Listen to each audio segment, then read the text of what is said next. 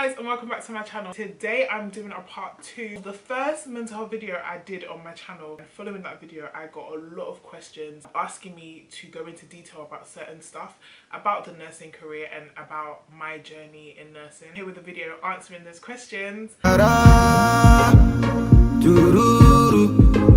was actually prompted to do this video by one of my subscribers. And this subscriber sent me like a long paragraph of like a lot of questions in them, but I also know that some people left some questions down in the comments of the YouTube video, so I'm just going to pull them up. Hey do you mind doing another video on your channel about being a newly qualified mental health nurse? Tips, shifts and how many you can work, starting salaries, preceptorships, final placement, offering new jobs, delegate older HCA staff, learning all the antipsychotic medication and drug calculations. I beg you to do this. Really enjoyed the last one and this would be very useful. Okay, thank you for watching first of all. And yeah, there's a lot of questions in there, so I'm gonna take it apart. In terms of like my tips, probably gonna leave that to the end. Okay, by the way guys, let me just give you an update on my nursing career, okay? Your girl's got a promotion. Yes, I've got a new job. It's a band 6. The role is basically called a primary based mental health nurse. But in short, I basically work with GPs now. So it's more kind of office based assessment and stuff like that. Whereas you guys know, when I qualified, I got a job on a ward and that's where I currently am, but I'm in the process of transitioning to my new job. But yeah, I'm going to get into the banding and stuff later on in the video because that's part of one of the questions my subscriber has asked. Just a quick update, you know, your girl's moving up the ladder. Alright, the next part of the question was shifts and how many you can work and starting salaries. The NHS pays us according to something called Agenda for Change. So this is like a grid. If I have a picture, I'm gonna put it up for you guys now. So it's basically gives you like bands, and in those bands you get points, right? So let's say as a nurse, when you qualify, you automatically start at a band 5, but you start at the lowest point, and each year you work for the NHS you go up a point. If you've worked enough years to be at the top of that band, then you would just be a higher paid band 5, but you won't get to move up a band unless you apply for a job, because the different bands hold different responsibilities. So for example, this is all on a ward setting, by the way. So a staff nurse who's like newly qualified will be a band 5, a charge nurse will be a band 6, a ward manager will be a band 7, and like a matron of the ward would be like a band 8. That's how the bandings work basically. Obviously support workers, they start from like band 2, band 3, and then you have stuff like assistant practitioners and nurse associates that start at band 4, depending on where you're working as well. So if you work in London, you'll probably get paid more because of the inner London waiting, so they add a bit more extra because of the costs of what it's like living in London. If you live outside of London, you'll probably be getting less than the people who live in London because of that inner London waiting, and I think they give you a maximum of like £4,000 on top of your salary. Just a disclaimer, nurses get paid really poor, really poor, and it's really sad because the work that we do is no joke, but we are one of the most poorly paid professions, especially in this country. But anyways, that's a discussion for another day. But the starting salary for a band 5 I think is about 21 and something thousand basically, but with the inner London waiting, you probably, like for example, I'm currently on 26, I think 26, 27, but that's including the inner London waiting, which is about 4,000. So I'm probably on like 22 grand or something like that. Anyway, band 6 though, so my new job, my starting salary is going to be 30k, so that's a plus. You need to know that when you qualify, you're not going to be getting heaps and heaps and heaps of money. It's no, you know.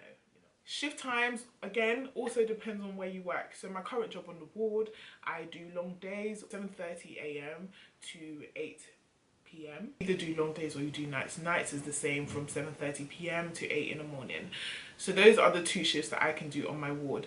Whereas the new job that I'm going to now is a 9 to 5. I personally think the higher up you go in bands, the more likely you're bound to do 9 to 5. Like how many you can work. So as I just told you, the nursing salary is so what I do, generally your contract is full-time as a nurse unless you decide otherwise.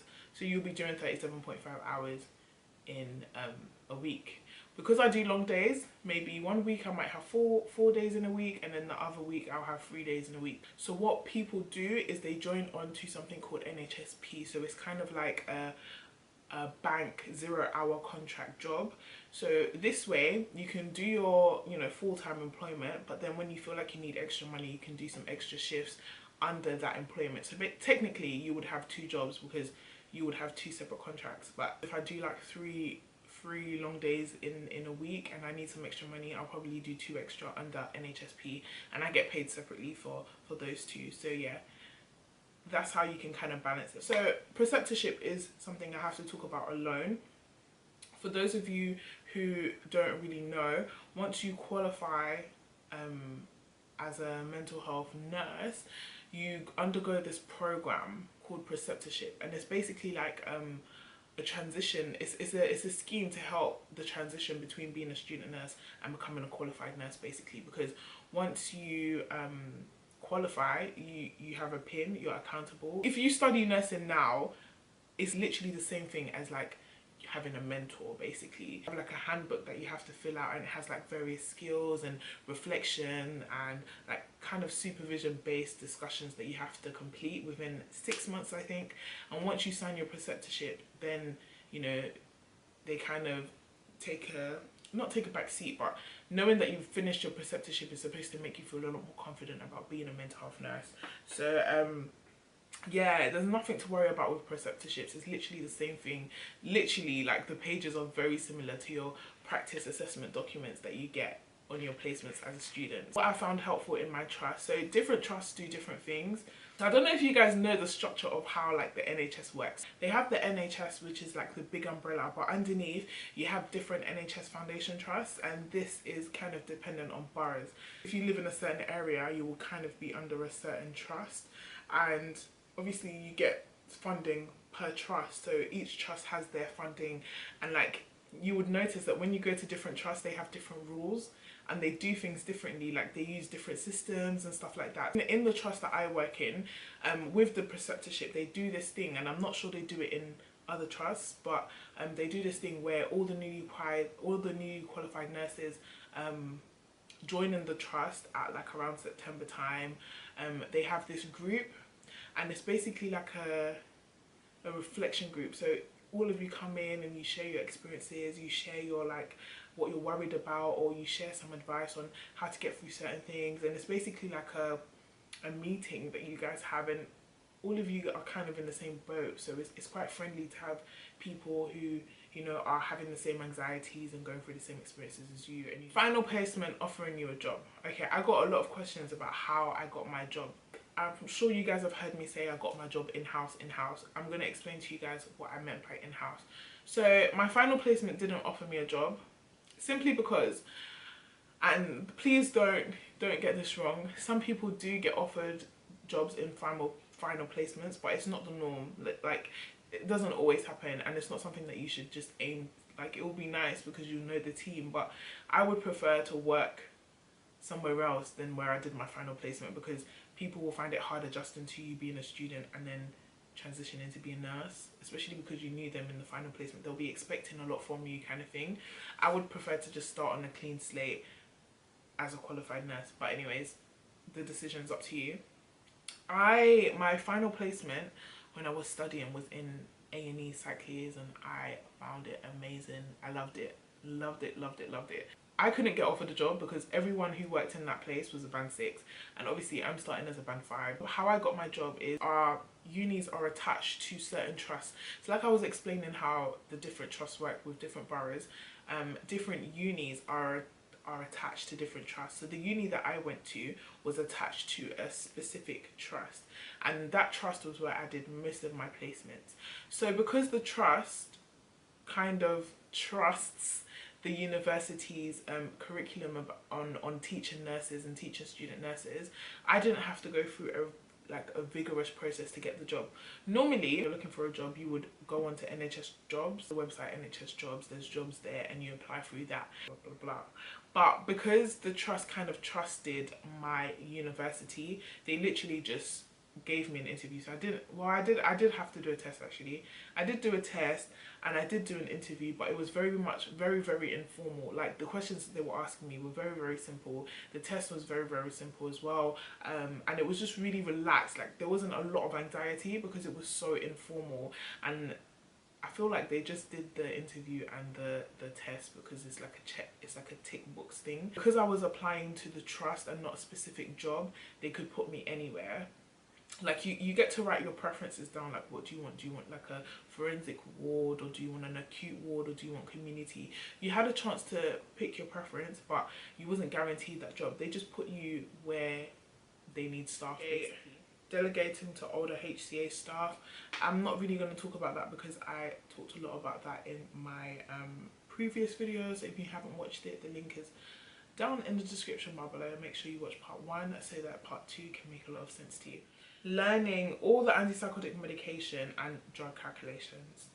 Let me tell you, yeah, I'm the worst at studying. Like, even though I got a first class in nursing, it took a lot from me. And when it comes to antipsychotic medication, it is a whole nother level. Like the kind of names that they name these antipsychotic medications, it's enough to give you a headache. So let me just start off by saying a lot of the things I learnt came from practice. So I didn't learn all the stuff that I needed to know until I started working as a qualified nurse. While you're studying, you have to know the basics. You have to know the basics, okay? That's with every job. I knew the basics, but I didn't know in depth like all the different types of like antipsychotic medication, mood stabilizers, all the different types, all the like high maximum doses and minimum doses and the contraindications and stuff. I didn't know none of that when I was studying. All of these things I learned as I started working, because obviously as I'm working, I'm giving people medication every day. I'm coming across commonly used medication, and that's how I learned, because I would be dishing out these commonly used medication and then I would want to read about it. But that's how it kind of got into my head. It's not because I stayed up at night reading textbooks and stuff. No, I learned through experience. You would feel so stupid if your patient was to come to you and ask you about medication and you can't give them an answer. But like I said, use your preceptorship time to learn all of these things. That time, that 6 months that you're kind of shielded, that 6 months where you're transitioning from being a student to being a qualified nurse, use that time to learn all of this.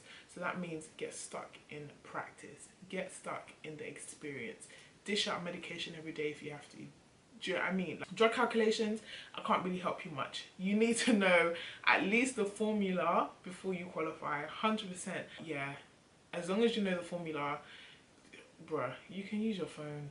You can use the calculator when you've qualified and you're at work. But for the tests, because you do need to do these tests before you get your job, just at least know the formula and know the basics. The tests don't allow you to have calculators. Yeah? Okay. So I'm gonna give you like a few tips really quickly. I'm not gonna make this long. You guys, if you're studying nursing at the moment, is when you're on placement, just go do what you need to do, get your book signed and leave. Like, I would advise, don't start making friends, don't get involved in the drama. Nursing is literally a culture, like, believe it or not, there's a lot of drama. Try not to get involved in all of that. Like, as a student, your primary goal should be getting your book signed, getting it passed and bounce. Like, don't waste your time getting involved in the drama, because you don't have time for that. Obviously be nice to everyone that you meet, but also be really reserved. Don't be that person that's just out there too comfortable. You can't, because that's not your team. And until you fully settle down in a team, don't get too attached, because you're there to do a job and that's it really. Go in there, be hardworking. Like, nurses know when a student is hardworking and they appreciate that. And I feel like if you go in there with the mindset that you're just going to work hard, get your book signed and leave, more than likely you won't have any problem. When I was studying, there was a lot of students that were getting involved in the drama and they were having issues with like passing. And obviously you need your book to be signed. It counts as part of your grade. So it's a way, that book that I keep talking about is a way of mentors assessing you and writing down evidence in that book. If you don't pass that book, you're not going to pass your course. So what I would advise as well is to make friends on your course. You're going to need help. whether it be motivation, whether it be academic help, you're going to need help from your peers. So I would suggest that you make friends with the people in your class. Don't be that bougie girl that just wants to sit in the corner and wait for people to holler at her. Like, be open, you know, be bubbly, be nice to these people, because you will definitely need them in the 3 years of your course, 100%. Like, I remember towards the end of my course, I was in need of serious motivation, and there was lots of people in my class that I could turn to. There was 2 people in particular that I'm still friends with today, and it was one guy and one girl, and we actually work in the same building now, and these people were my rock. Another thing I want to say is, as a student, you are so sheltered. I didn't realize how sheltered I was as a student until I actually qualified and started working as a nurse. But like, literally, while you're a student, you're so protected. Try, get stuck in, like, do things. Like, don't be too nervous, because once you qualify, your responsibilities are up there. Your accountability is up there. You're accountable for everything. So at least when you're a student, you're part accountable. Your mentor still has somewhat accountability over you, because they're supposed to be in direct supervision with you. Like, those are the times where you should get stuck in. You should coordinate shifts. You should do these injections. You should you know, take lead as much as you can as a student, because you're more protected than when you're qualified. It's only right, and it's only natural that when you finish studying, you're going to feel anxious. That's just natural. But don't feel anxious to the point that you feel like you can't do the job, because most of your learning will come with experience, 100%. I can't think of any more tips at the moment off the top of my head.